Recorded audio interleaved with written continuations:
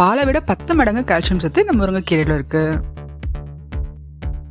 அது மட்டும் இல்லாம அயன், விட்டமின்ஸ் நிறைஞ்சு இருக்கக்கூடிய இந்த முருங்கைக்கீரையில ஒரு புதுவித ரெசிபி தான் இந்த வீடியோல பார்க்க போறோம். வெல்கம் டு சுவையும் ஆரோக்கியமும். இன்னைக்கு முருங்கைக்கீரையில ஹைதராபாத்தி ஸ்டைல இருக்கக்கூடிய ஒரு பிரியாணி தான் பார்க்க போறோம். எப்படி செய்யலாங்க அதை குயிக்கா பார்த்துடலாங்களா? இந்த வீடியோ ஃபர்ஸ்ட் டைம் பார்க்குறவங்க மறக்காம இந்த மாதிரியான புதுவித ஆரோக்கிய சமையலுக்கு மறக்காம சுவையும் ஆரோக்கியம் சேனலை சப்ஸ்கிரைப் பண்ணி வச்சுக்கோங்க. முருங்கீரை எப்படி கொடுத்தாலும் சாப்பிட்றேன்னு சொல்றவங்க மறக்காம கமெண்ட்ல கிரீன் கலர் ஹார்ட்டின்னு கொடுத்துருங்க. ஒரு கட்டளவிலான முருங்கைக்கீரையை நல்லா வாஷ் பண்ணி எடுத்து வச்சுக்கோங்க. ஒரு கப் அளவுக்கு சீரக சம்பா அரிசியை நான் எடுத்திருக்கேன். நீங்கள் எந்த ரைஸ் வேணாலும் யூஸ் பண்ணிக்கலாம். அதை நல்லா வாஷ் பண்ணி ஒரு 20 மினிட்ஸ்க்கு ஊற வச்சுருங்க. ஊற வச்சுட்டு குக்கரில் 1 டம்ளருக்கு 1.25 டம்ளர் அளவுக்கு தண்ணி ஊற்றி கொஞ்சமாக நெய் ஊற்றி குக்கரில் ஒரு 3 விசிலுக்கு சிம்மில் வேக வச்சுருங்க. அது வெந்துட்டு இருக்கிற டைமில் நம்ம ஹைதராபாத்தி ஸ்டைல் பிரியாணிக்கான பேஸ்ட்டை ரெடி பண்ணிடலாம். ஒரு டேபிள் ஸ்பூன், ஒரு கைப்பிடி அளவுக்கு நிலக்கடலை, 3 வரமிளகா, 1 டேபிள் ஸ்பூன் அளவுக்கு வரமல்லி, 1 டீஸ்பூன் அளவுக்கு மிளகு, இது எல்லாத்தையும் நல்லா ட்ரை ரோஸ்ட் பண்ணிவிடுங்க. இதெல்லாம் நல்லா ட்ரை ரோஸ்ட் பண்ண பிறகு 2 டேபிள் ஸ்பூன் அளவுக்கு துருவின தேங்காவையும் போட்டு நல்லா ட்ரை ரோஸ்ட் பண்ணிவிடுங்க.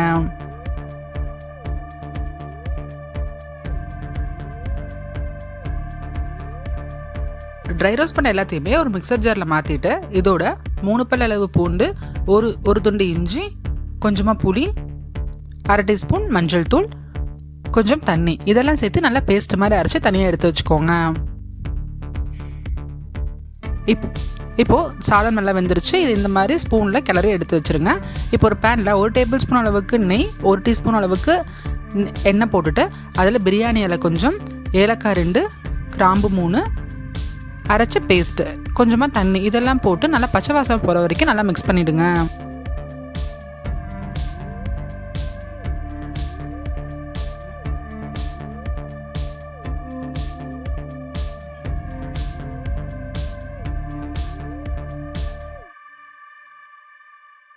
இப்போ நல்லா கொதிச்சு பச்சை வாசம் போன பிறகு நம்ம வாஷ் பண்ணி வச்சுருந்த முருங்கைக்கீரை எடுத்து கொட்டிடலாம். உங்களுக்கு தேவையான அளவு முருங்கைக்கீரை எடுத்து மிக்ஸ் பண்ணிவிடுங்க. இந்த மாதிரி போடுறப்போ கொஞ்சம் வேகிறதுக்கு டைம் எடுக்கும். அந்த மாதிரி குயிக்காக உங்களுக்கு வேணுங்கிறவங்க குக்கரில் கொஞ்சமாக முருங்கைக்கீரையை வேக வச்சுட்டு கொஞ்சமாக தண்ணி ஊற்றி 2-3 விசிலுக்கு முருங்கைக்கீரையை வேக வச்சுட்டு அந்த வெந்த முருங்கைக்கீரை இதோட சேர்த்துருங்க.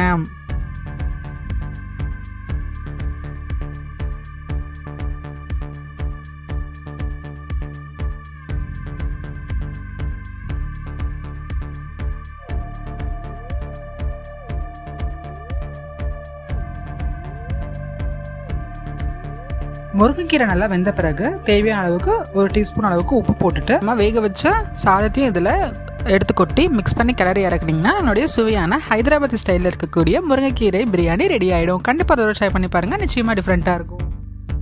இந்த வீடியோ பிடிச்சிருந்தா லைக் பண்ணி சப்ஸ்கிரைப் பண்ணி கமெண்ட் பண்ணிவிடுங்க.